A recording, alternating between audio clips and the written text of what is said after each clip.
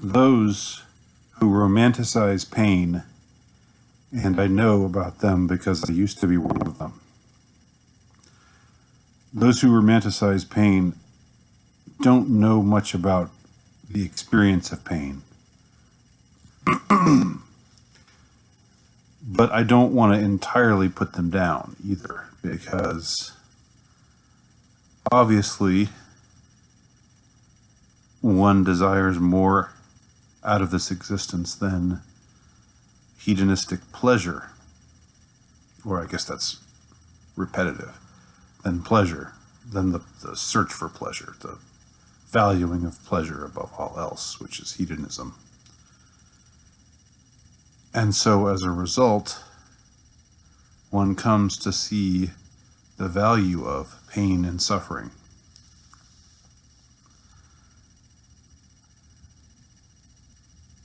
But it's something else entirely to actually make the transition to be someone who not only experiences suffering and pain, but who embraces it. It's a very difficult transition to make. And it's one that I myself am in awe of. I'm in awe of the kind of people who can do it, who don't just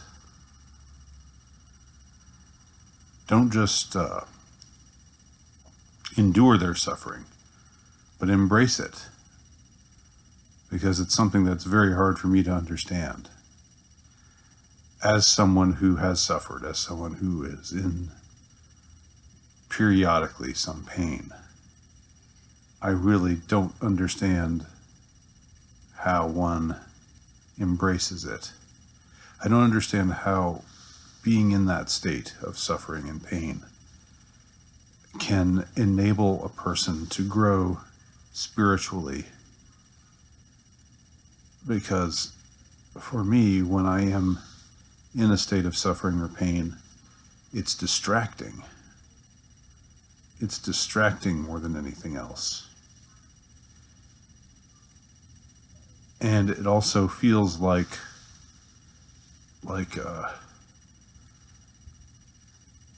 you get overwhelmed by a feeling that the universe just doesn't care.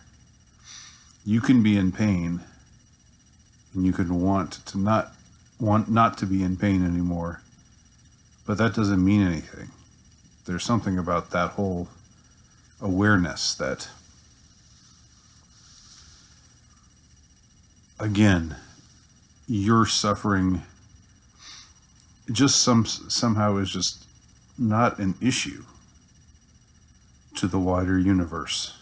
It doesn't feel like it is. I know that according to the tenets of faith, God doesn't want us to suffer. I get that.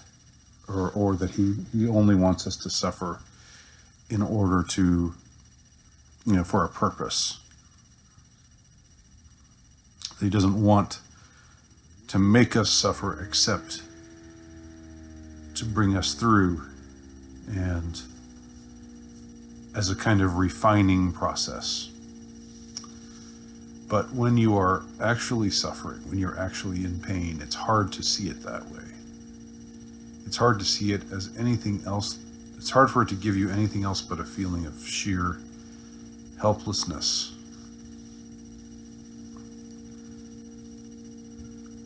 Because, again, there's just this sense of indifference that you feel from the world at large.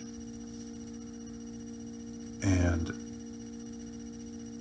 it's a little hard to describe, but I'm sure some people hearing me describe it may have an understanding yourself. I don't want to overstate the degree of my own suffering and pain, because clearly it doesn't match up to what some people have had to go through. But even the degree that I have had to, has been my portion, even with that, I haven't found it spiritually ennobling. I haven't found it spiritually enriching. It hasn't made me feel closer to God. And I don't know the formula by which that can happen. But I should add that I do understand why a person would see something good in suffering, just in the sense of knowing the dead end that is hedonism, knowing the dead end that is Epicureanism in its most base and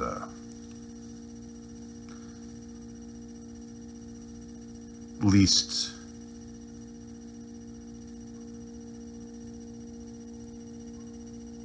ennobling sense.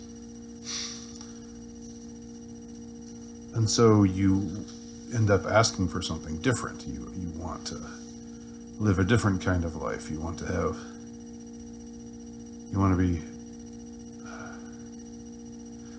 to suffer in a way so you can be brought closer to the heart of things.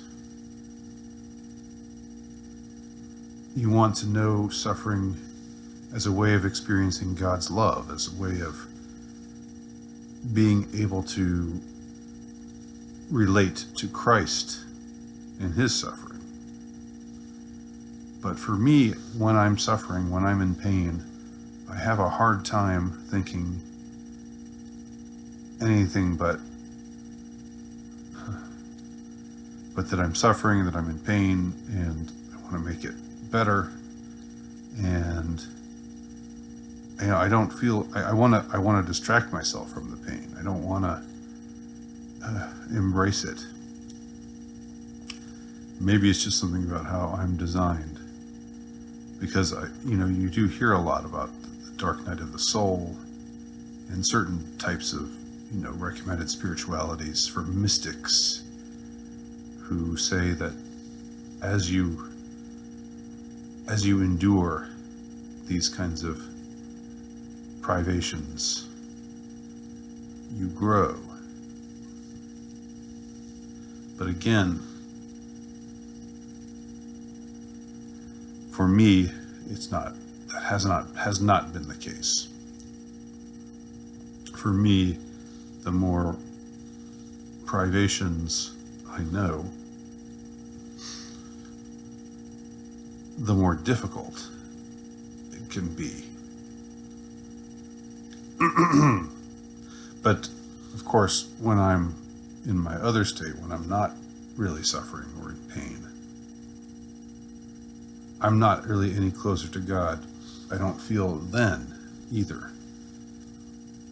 So it's not like one state is better than the other, except for the fact that the one state involves pain, the other state involves the absence of pain. And, let's face it, absence of pain is better than pain. Absence of suffering is better than suffering. If you take everything else out of the equation.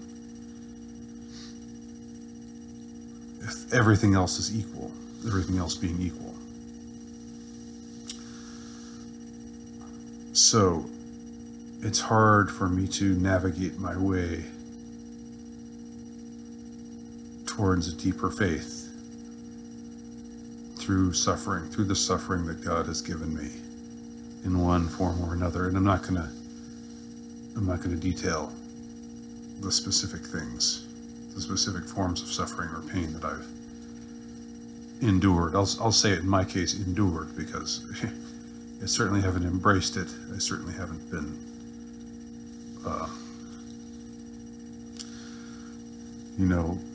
like some of the saints you hear about who just ask for more, who say, bring it on, because it helps me love Christ more, and it helps me love the poor, and helps me be a better Christian, helps me better know what my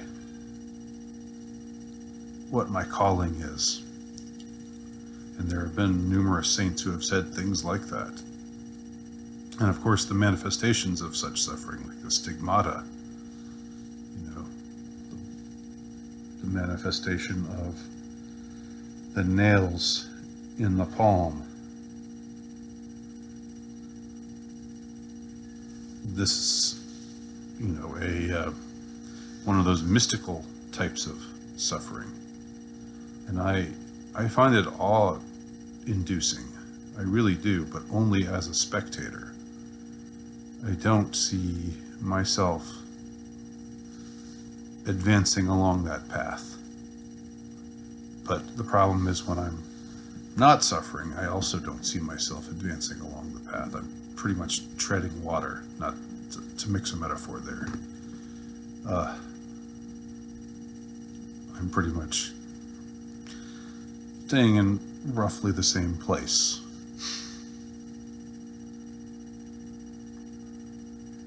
And I'm not sure what the way is around that, but I will continue to ask for guidance and